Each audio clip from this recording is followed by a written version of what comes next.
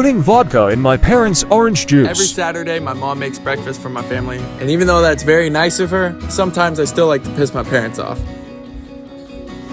Oh, what you making there? French toasties?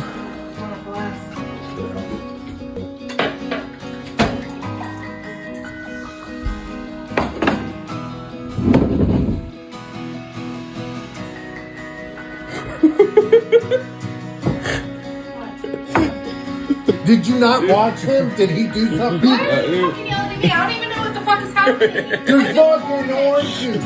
Come on, Corbin, I just bought this shit yesterday. You don't want to be freaking wasted in the morning, idiot.